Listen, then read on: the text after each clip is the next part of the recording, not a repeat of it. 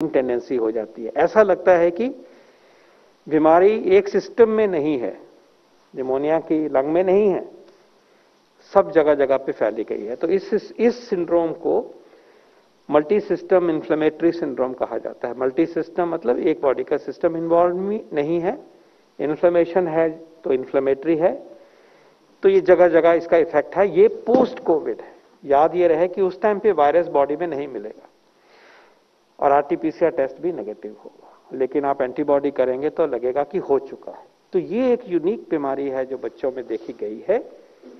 इसका भी पूरी जो अंडरस्टैंडिंग आज तक बनी है, उसको जो हमारे बच्चों के डॉक्टर हैं, स्टाफ हैं, उनको कैसे इस चीज को हैंडल करना, उसके के बारे में भी जो गाइडलाइंस अभी तक हैं प्रैक्टिस में, उनको भी चिन्हित किया गया है। लेकिन ये एक इस संदर्भ में भी मेंशन करना उचित है, क्योंकि हमारी पीक अभी 4 हफ्ते 6 हफ्ते पहले गुजरी है। तो अगर बच्चों में परसिस्टेंट फीवर है, रैश है, ब्लीडिंग हो की टेंडेंसी है, स्किन पे ब्लीड हो रहा है, एकदम से सांस बढ़ रहा है, तो उसमें ये multi system inflammatory disorder of children को हमें याद रखना चाहिए। और इसके इलाज जो है इसका बहुत कठिन नहीं है, लेकिन टाइमली इलाज है और तरीके से जल्दी से इलाज होना चाहिए और इमरजेंसी सिचुएशन में है, इमरजेंसी सिचुएशन की तरह ये प्रेजेंट करता है। तो in short, we are happy to report to you that we are working very systematically, comprehensively to address the problem of pediatric COVID disease for now as well as into future, and we will strengthen our facilities as required. We will do an audit of what is required, what might be required in a worst case scenario, and the steps will be taken and be put into action.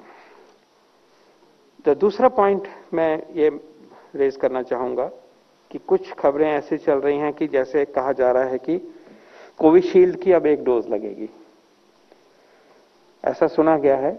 तो मैं ये बिल्कुल साफ करना चाहूंगा on behalf of all of us कि Covishield का schedule Bharat का जो है वो 2 डोज का शेड्यूल है, पहली डोज और फिर 12 हफ्ते पे दूसरी डोज।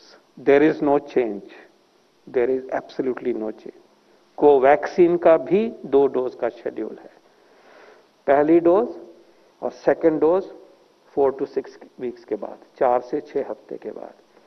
यही शेड्यूल को लेके हम अपने वैक्सीनेशन कार्यक्रम को आगे बढ़ा रहे हैं। इसमें गलतफहमी पैदा नहीं करनी चाहिए, इसमें हमें कंफ्यूजन पैदा नहीं करना चाहिए। हम सब ने इन 2 वैक्सीन की 2 डोसेस लेनी है।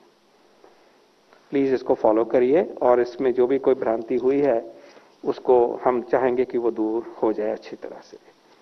एक और विषय चर्चा में आया कि mixing of dose, mixing of vaccine की बात हुई है और पब्लिक नैरेटिव में आया है। उसको डॉक्टर भार्गव भी एक्सप्लेन कर सकते हैं मेरे बाद, लेकिन मैं ये कहना चाहूंगा, पिछली बारी थोड़ी सी चर्चा हुई थी और हमने ये कहा था कि एक वैक्सीन ए है मान लीजिए, तो उसके बाद दूसरी डोज उसकी क्या बी हो सकती है, या ये दोनों ए लगी उसके बाद बूस्टर बी हो सकता है। तो उसके बारे में एक पॉसिबिलिटी ये है कि बॉडी को दूसरे वैक्सीन से खूब रिएक्शन हो, खराबी कर सकता है। ये एक साइंटिफिक कंसिडरेशन है कि क्या ऐसे हो सकता है, खासकर एक दूसरा वैक्सीन जो अलग प्लेटफॉर्म का बना हो। दूसरी और साइंस ये भी इंडिकेट करती है कि यहां ए मिला और बी मिलने से इम्यूनिटी ज्यादा आती है, ये भी दिखाया गया, फायदा भी दिखाया गया। Possibility of positive effect is also plausible. लेकिन जब इन चीजों का इस तरह से इक्विपॉइज होता है तो रिसर्च और साइंस को उस तरीके से परसू किया जाता है। And this is where exactly this whole notion is possibly useful. A severe reaction and harm cannot be ruled out, and therefore there is research going on in other countries. किसी ने Covishield और Pfizer को mix करने की बात कही या follow करने की बात करी। तो ये एक साइंस का मुद्दा है। जब तक ये सॉर्ट आउट नहीं होता, हम इसको कहेंगे कि एक अनरिजॉल्व साइंटिफिक क्वेश्चन है। इसके ऊपर प्रोग्राम की दृष्टि से रोजमर्रा में हम जैसे इकट्ठे चले हैं इस पैंडेमिक को कंट्रोल करने में, उसमें हमारी स्ट्रेटजी में कोई बदलाव नहीं है। साइंस की क्यूरियोसिटी है, साइंस इसको सेटल करेगी, और जो योगदान इस काम में हमें देना होगा अपने देश में वो हम करेंगे। उसकी जितनी जो भी जरूरत है वो करेंगे। Till then there is no mixing of vaccines. तो हमारा शेड्यूल बिल्कुल साफ है। कोवैक्सीन मिला है आज, तो अगली बारी भी आपको कोवैक्सीन लेना है। कोविशील्ड आपकी फर्स्ट डोज है, सेकंड डोज भी कोविशील्ड होगी। This is our SOP, please stick to this. कोई नई चीज अब आएगी, फैसला सिस्टमैटिकली किया जाएगा, इसी मन से हम आपके साथ शेयर करेंगे। तो ये मैं क्लियर करना चाहूंगा, कोविशील्ड की 2 डोज, कोवैक्सीन की 2 डोज, और mixing of vaccine is not a protocol. हम वही वैक्सीन लगाएंगे दूसरी बारी जो पहली बारी लगा है। और लास्ट में जो डॉक्टर भार्गव ने टिप्पणी करी है हमारी पैंडेमिक सिचुएशन पे, मैं उसको एंडोर्स करता हूं और यही कहूंगा कि मुश्किल से सैक्रिफाइस करते हुए इस पैंडेमिक को नीचे लाने में हम सफल हुए। Have to be very cautious. ये सिचुएशन इसलिए है कि दबाया है वायरस को, ये अपने आप नहीं है। ये सोचा जाए कि हम फिर वही सिचुएशन में आएंगे और सब ऐसा रहेगा, ऐसा बिल्कुल नहीं है। इस पीरियड को हमें इस्तेमाल करना है कि हम अपने आप को दृढ़ करें कि हमने कोविड अप्रोप्रिएट बिहेवियर रखना है, मास्क पहनने हैं, बिल्कुल कभी गलती नहीं करनी है। अब हमें यह निश्चय करना होगा कि हमारे कंटेनमेंट स्ट्रैटेजी, हमारे कॉन्टैक्ट ट्रेसिंग, हमारी टेस्टिंग, हमारे माइक्रो कंटेनमेंट जोन, हमारा community response and supporting families and individuals who are isolated whether in hospital situation or quarantined pending their reports, हमें उनको सपोर्ट करना है। और हमें अगली तैयारी, फ्यूचर में क्या सिनेरियो हो सकते हैं, उसके लिए हमें तैयार रहना है। और अगर हम पूरी कोशिश ये करेंगे और प्रोटोकॉल्स को अच्छी तरह से फॉलो करेंगे, इंडिविजुअली भी और कलेक्टिवली, तो फिर क्यों कोई दूसरी बारी कोई वेव आएगी।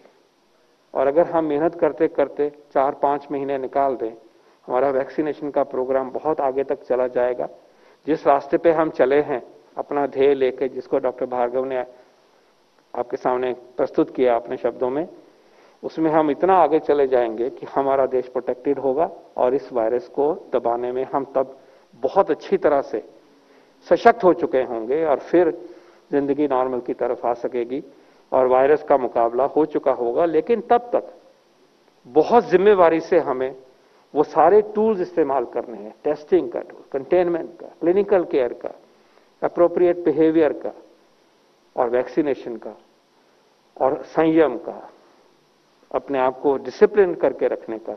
इन सब टूल्स को इस्तेमाल करते हुए हमें इस वायरस को हमें कंटेन करना है तब तक, जब तक कि हम उस सिचुएशन में ना पहुंच जाएं कि हम सबको ऑप्टिमम प्रोपोर्शन को हमें वैक्सीन मिल गया है। बहुत बहुत धन्यवाद। डॉक्टर भार्गव, आप कुछ कहना चाहें?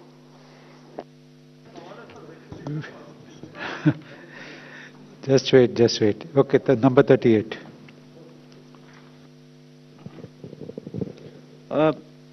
डॉक्टर पॉल से एक मेरा सवाल है सर। जो एक मुद्दा देश भर के डॉक्टरों को लेकर है और देश भर के डॉक्टर नाराजगी भी अपनी जता रहे हैं, आज ब्लैक डे भी मना रहे हैं स्वामी रामदेव को लेकर, उस पर किस तरीके से, क्या जो कोरोना को लेकर इलाज चल रहा है अस्पतालों में, उससे कुछ ये मामला डाइवर्ट हो सकता है, या डॉक्टरों को आप क्या कहना चाहेंगे? मुझे इस पे कोई टिप्पणी नहीं। Number 15.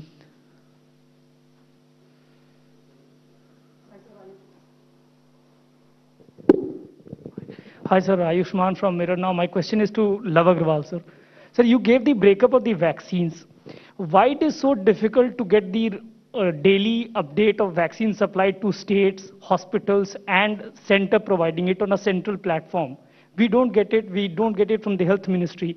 Can you please make it available on the platform where it is publicly available? Because states have been writing to health ministry, to the ministers, that they don't have vaccine. Can we get a daily update on how many vaccines are supplied to which state and which hospitals? देखिए, बड़े clear शब्दों में इससे पहले हमने इस पे चर्चा की है।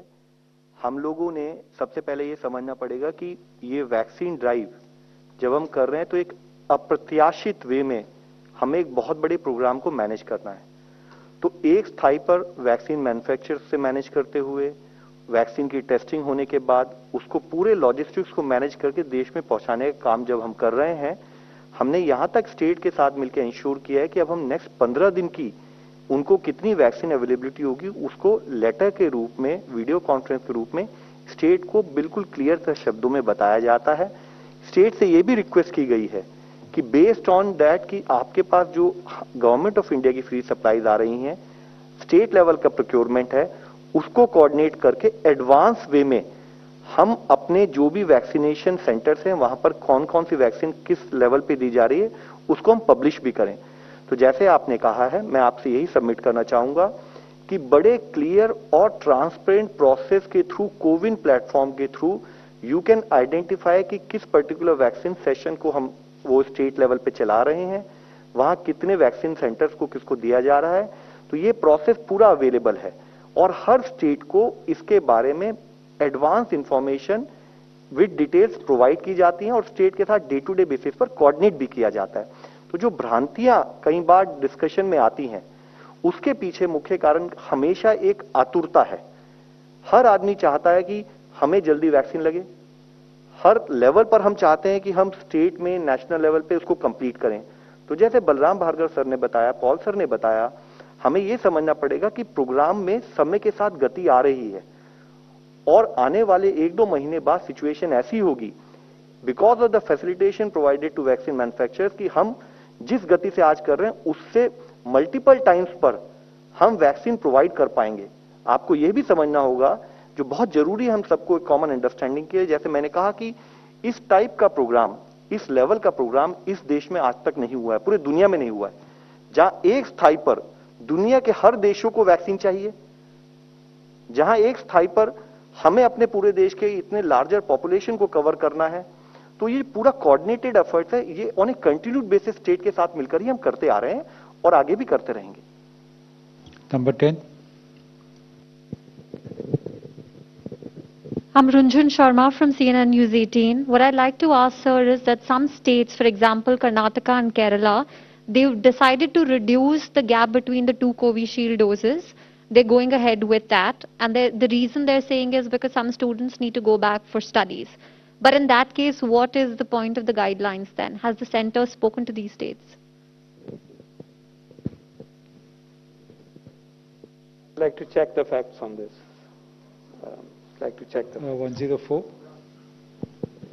सर, नितिन डीडी न्यूज से अभी आपने बताया कि मिक्स डोज वैक्सीन भारत में अभी नहीं लग रहा है, तो क्या इस पे कोई रिसर्च हो रहा है और आगे क्या इस पे प्लान है? साथ ही साथ अब अनलॉक हो रहा है, बहुत से स्टेट धीरे धीरे खुल रहे हैं, ऐसे में लोगों को क्या करना चाहिए और अथॉरिटीज को क्या करना चाहिए ताकि थर्ड वेव की जो बात हो रही है वो ना आ पाए? इस पे रिसर्च इंटरनेशनली हो रहा है, मिक्सिंग ऑफ डोजेस पे, इंटरचेंजेबिलिटी ऑफ वैक्सीन्स पे। Inadvertent mixing of doses has been reported in India as well, and individuals are being followed for care and well-being for those are being followed. In terms of the preventing the third wave, it is very simple that districts which are less than 5% should open up a little bit. They should open up very gradually.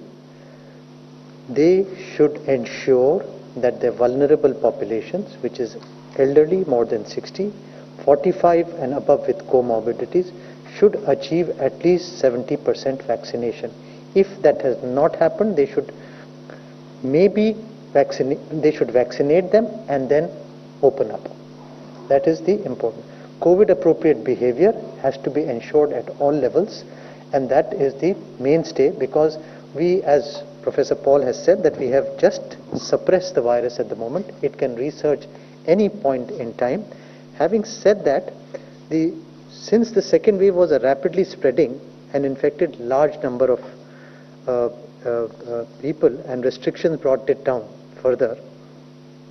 The spread, so gradual lifting will not witness a massive surge. But we have to ensure that vaccination is prioritized. Number one, vaccination has to be prioritized, and COVID appropriate behavior and care and support has to be maintained. So all the infrastructure that has been being made has to continue to be made. People have to take the ownership as a community that this is a disease and this is our behavior, and they have to control that.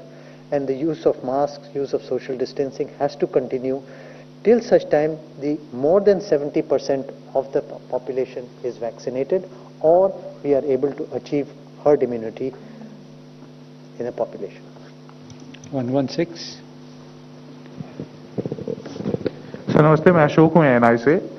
गांव से sir कई ऐसी अफवाह और interviews videos आ रहे हैं कि लोग वैक्सीन लगाने की बजाय ये बातें कर रहे हैं कि अगर वैक्सीन लग गई तो हम लोग मर सकते हैं या फिर हमारी जान को खतरा है।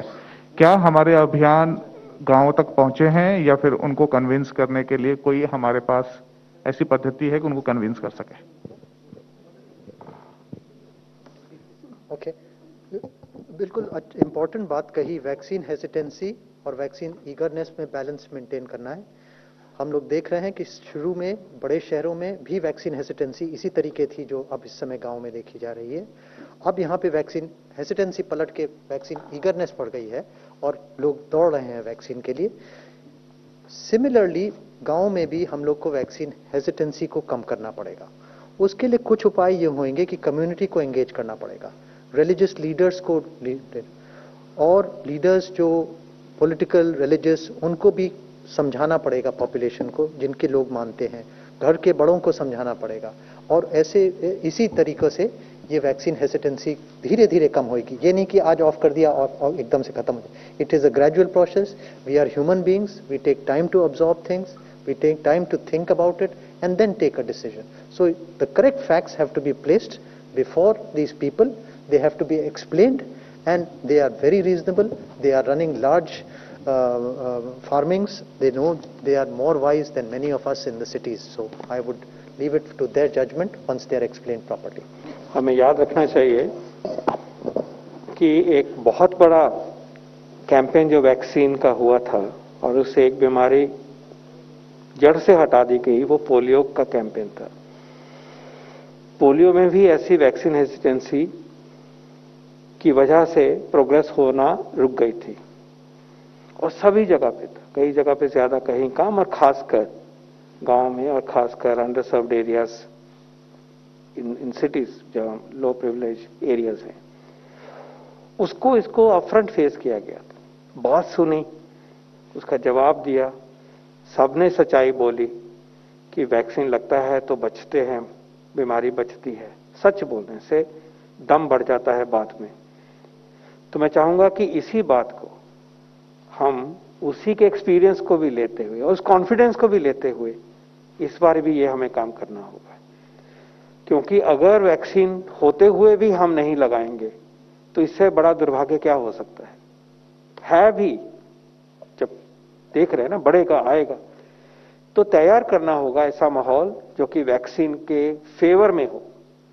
तो ये जो डाउट्स छोटे छोटे हैं, एक तो इनकी कमी करनी नहीं चाहिए, ऑफिशियल वर्जन पे बिलीव करना चाहिए, साइंटिफिक वर्जन को बिलीव करना चाहिए, और ये नैरेटिव होना चाहिए कि ये हमारे वैक्सीन सेफ हैं, अच्छे हैं, वैक्सीन इफेक्टिव हैं, बचा रहे हैं, बचिए इनको इस्तेमाल करके दिखाइए। पोलियो के परिप्रेक्ष्य में एक और लेसन है, जब पोलियो का नेशनल इम्यूनाइजेशन डे होता तो एक दिन में 7 से 8 करोड़ बच्चों को 7 से 8 करोड़ बच्चों को पोलियो की दवाई पिलाई जाती है, और उसी हफ्ते के बाकी 6 दिनों में मॉप अप राउंड में 4-5 करोड़ औरों को दिया जाता है। हफ्ते में कहने का मतलब है 13, 14, 15 करोड़ बच्चों के मुंह में वैक्सीन देने का देश ये दम रखता है। तो उसकी भी जरूरत अभी बढ़ेगी, जब और स्पीड बढ़ेगी जिसका चर्चा करी हमने आज, उसके लिए भी हमें तैयार होना है। उस तरह का माहौल और उस तरह का मिशन अकम्प्लिश करके दिखाना है, उसके लिए भी तैयार होना है। और जिन भ्रांतियों की वजह से वैक्सीन की हेजिटेंसी हो रही है, हमें उसको उनकी भाषा में समझ के, सच बोल के, पॉजिटिव एग्जाम्पल पैदा करके और एक ही बात इकट्ठे करके, उसमें आप सबका बहुत रोल है, आप सबका बहुत बहुत रोल है, कम्युनिटी रेडियो का बहुत रोल है। और मैं चाहूंगा कि आप उस रोल में, आप इस नेशनल मिशन में जुड़ जाए। हमें अगले, जैसे मैंने कहा, 4-5-6 महीनों में एक तो कोई वेव नहीं आने देना है, और दूसरा हमने वैक्सीन का अपटेक जो है बहुत ऊपर तक लेके जाना है। ये हमारी जिम्मेवारी है और इसमें हम सबको इकट्ठे होकर काम करना है। धन्यवाद। 261. My question is Sunil Prabhu here, sir. Dr. Paul here, straight. My question to you is about 2-3 issues. One is, of course, the steep, as yesterday the chief economic advisor shows, there is a steep increase and there is a steep decline. There is no real scientific basis on why it has succeeded. So have you been able to do some studies? What do you factor it for why it has happened? The second aspect is about the vaccines. You're saying 1 crore, Dr. Bargam says 1 crore per day. Have you done any simulation exercises to see, because there are various ministers, you have also told the Supreme Court you'll be able to the entire population within the entire country by the end of December. So how do you propose to do that, and what exactly is the policy? How are you going to be able to effectively do it? If we can have a roadmap so that people can be able to understand that, that will be of great help, especially since the Supreme Court is asking why are you having dual policing, cost, one for the state, one for the center, one for normal private individuals. And my last question to you is about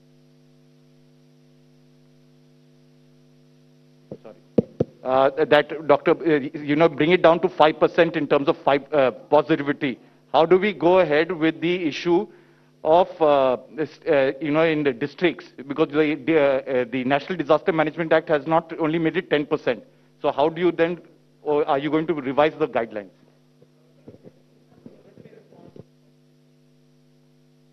Raised, I would not go into the deliberations in the Honorable Supreme Court. Clearly, the peak, it rose very, very, very fast, driven by highly transmissible variants and driven by a pool of vulnerable people being available to the virus, and it went up and beyond estimates it behaved. It's coming down, but remember, the inflection point in many states is, in addition to the remaining 4 or 5 tools, when the restrictions kicked in a systematic way, the change happened. So secularly, you can relate it to that as well.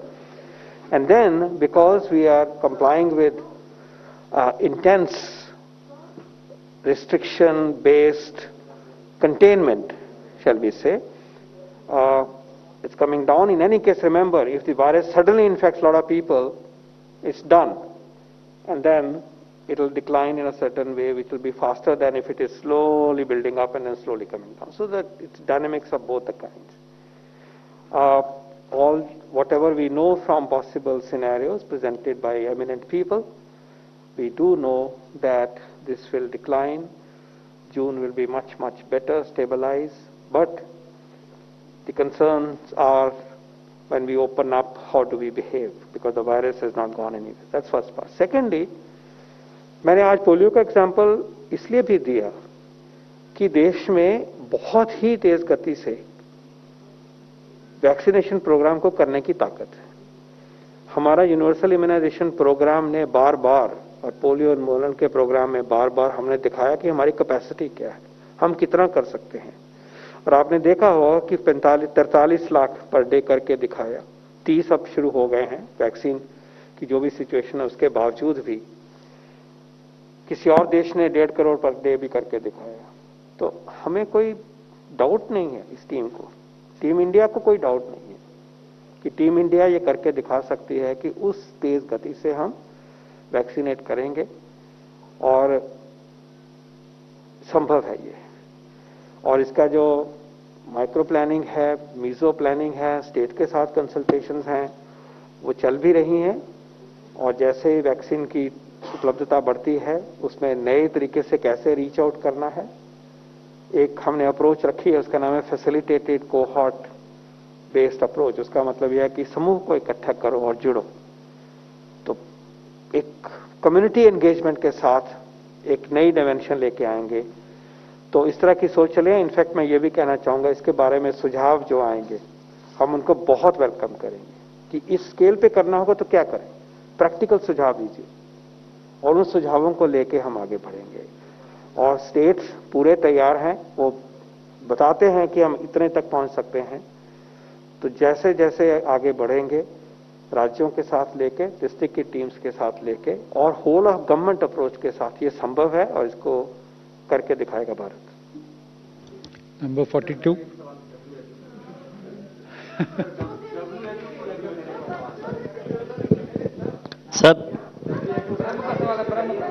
Sir इस तरफ sir. Okay, we'll come back to you. 42 sir, we'll come back. Paul sir आपके बाईं तरफ ऊपर। मैं प्रशांत बोल रहा हूँ एबीपी न्यूज से। सर आपने बच्चों के बारे में बात की और आपने कहा कि कोरोना से ठीक होने के 2 से 6 हफ्ते बाद भी कुछ सिम्टम्स आते हैं, हालांकि कोरोना वायरस उनमें नहीं मिलेगा। लेकिन अभी कई जगह से ऐसी खबर आ रही है कि कई बच्चों में कोरोना पाया जा रहा है। अभी अहमदनगर से एक रिपोर्ट आई कि वहां 9000, एक जिले में 9000 केस हैं बच्चों के। तो पूरे देश में ऐसी क्या स्थिति है और क्या अहमदनगर के बारे में आप लोगों को कुछ खास जानकारी? शॉर्ट आंसर है कि ओवरऑल ऐसा बहुत सारा एक्सेसिव इन्वॉल्वमेंट ऑफ बच्चों का हुआ है, ऐसी खबर नहीं है। इसको देखना चाहिए क्योंकि इस बार बहुत सारी जनता ही बहुत ज्यादा सडनली आई, तो बच्चों की प्रोपोर्शन उतनी रहते रहते भी ज्यादा नंबर दिखाई दे रहा है। हो सकता है कि किसी क्लस्टर में या किसी ज्योग्राफी में ये थोड़ा प्रकोप ज्यादा रहा हो, उसको कोई खास वजह भी हो सकती है। हॉस्टल्स हो सकते हैं 10वीं क्लास 12वीं क्लास के, ऐसी क्लस्टरिंग। पर ओवरऑल बड़ी पिक्चर पे हम ये चलें तो जैसे मैंने कहा, माइल्ड डिजीज होती है, सीरियस उन्हीं में होती है जिनमें कोई और बीमारी बच्चे में हो, हार्ट की बीमारी है या कोई और बीमारी है, कुछ स्टेरॉइड मिल रहे हैं, तो इसी को लेकर चलते हैं। और जैसे जो भी ज्ञान मिला है, नॉलेज मिला है, उसको लेकर जो टीम ने ऑपरेशनल गाइडलाइंस हमें प्रोवाइड करी हैं उनको आगे बढ़ाएंगे। और जैसे मैंने ये भी कहा कि हमें ऐसी कोई खास रिपोर्ट नहीं मान सकते कि जो बच्चों की सर्विसेज में कोई कंस्ट्रेंट हुआ हो। हम उम्मीद करते हैं कि यही ऐसे ही चलेगा और बच्चों को हम बचाएंगे, बिल्कुल, no problem. We'll take the last question, number 13. Sir मैं Milan Sharma, I am from India today Aaj Tak. Sir बच्चों की जब हम बात करते हैं तो अभी बहुत ज्यादा चर्चा चल रही है सीबीएसई के एग्जाम्स को लेकर। 1 साल से ऊपर हो गया, बच्चे अभी भी घर में कैद हैं और काफी बच्चों को इससे कुछ मेंटल इश्यूज भी देखने को मिल रहे हैं, साइकोलॉजिकल इश्यूज। बच्चों को बचाने की बात है, क्या सीबीएसई एग्जाम से पहले बच्चों को वैक्सीनेट करना जरूरी है? हेल्थ मंत्रालय, आईसीएमआर इस पर क्या सोचती हैं? बच्चों के एग्जाम जो है होने हैं उसके बारे में अलग प्रक्रिया है। पूरी स्टेक होल्डर कंसल्टेशंस हुई हैं, उसके जो फैसले उस प्रक्रिया में होंगे हमें उनको मानना है और वो बिल्कुल बैलेंस होगा, ये हमारी उम्मीद भी है, अपेक्षा भी है। दूसरी बात जो आपने कही कि बच्चों को वैक्सीन की बात हुई, वो मैं इस मंच से कह चुका हूं कि जो अवेलेबल वैक्सीन है वो 18 से नीचे दिए जाएं। इसके बारे में अभी तक हमारे पास बिना डेटा के, बिना एक्सपीरियंस के, बिना ट्रायल के कहना उचित नहीं होगा। कुछ वैक्सीन बाहर के देशों में जो बच्चों तक पहुंचे हैं उनका डेटा मिल गया है। हमारे देश में कोवैक्सीन का बच्चों पे ट्रायल है और जो एक वैक्सीन बन रहा है जाइडस द्वारा, डीएनए वैक्सीन है, उसमें भी बच्चे सम्मिलित हैं। जैसे ही ये साइंटिफिक डेटा मिलेगा जो प्रूव करता है कि बच्चों के में देना सेफ है और बच्चों में इम्यूनोजेनिसिटी आती है, ऐसा कॉन्फिडेंस हमारी साइंटिफिक कम्युनिटी को होगा तो फिर हम आगे बढ़ेंगे। Thank you. South African variant का नाम दिया, इंडियन वेरिएंट का नाम दिया, लेकिन चाइनीज जहां से आया है वायरस वहां कोई नाम नहीं। उसको लेकर भारत जताएगा, कहेगा WHO के ऐतराज जताएगा क्या? Thank you, friends. Thank you, friends. We are closing this press conference. तो आप देख रहे थे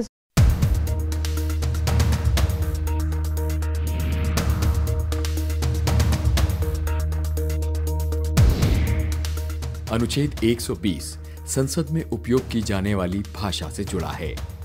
अनुच्छेद 348 के प्रावधानों के तहत संसद का कार्य हिंदी या अंग्रेजी में किया जाएगा, बशर्ते कि काउंसिल ऑफ स्टेट्स के अध्यक्ष और लोकसभा के अध्यक्ष ऐसे किसी भी सदस्य को अपनी मातृभाषा में संबोधन की अनुमति दे दें जो हिंदी या अंग्रेजी में खुद को व्यक्त नहीं कर सकता। और अगर संसद वैकल्पिक व्यवस्था ना प्रदान करे तो इस अनुच्छेद से जुड़ा अंग्रेजी शब्द संविधान के प्रारंभ से 15 वर्ष की अवधि खत्म होने के बाद समाप्त माना जाएगा।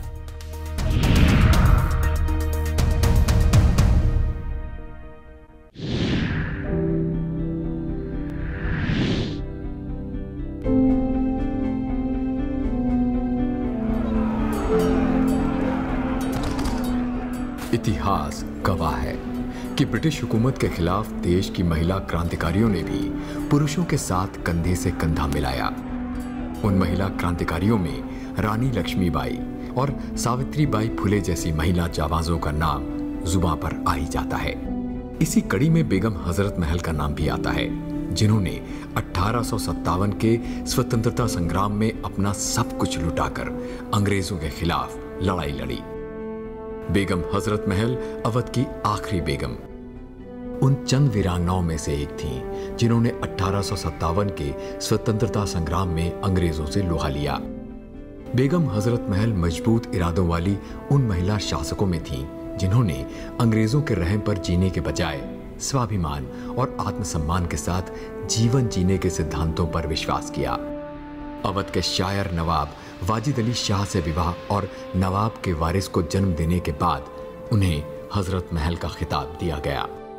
1856 में ईस्ट इंडिया कंपनी के अवध पर कब्जा करने के बाद नवाब को निर्वासित कर कलकत्ता भेज दिया गया, लेकिन उनकी बेगम हजरत महल अंग्रेजों की गुलामी के लिए तैयार नहीं थीं।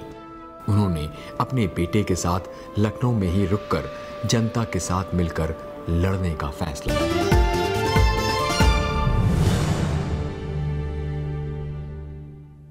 This is in addition to the supply which we had already allowed for working of the pharma industry, for the ampules, vials, neutral tubing, manufacturing of the oxygen cylinders, the PSA plants, for the defense forces, for the medical equipment manufacturing, for which supply had been restored earlier.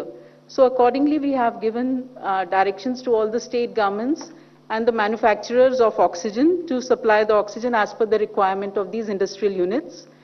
And we are also working with the manufacturers on opening up the supply further, and by Friday, after due consultations, we hope to be able to release more liquid medical oxygen for use by industry, keeping in view the priority which will continue for the medical purposes. Thank you.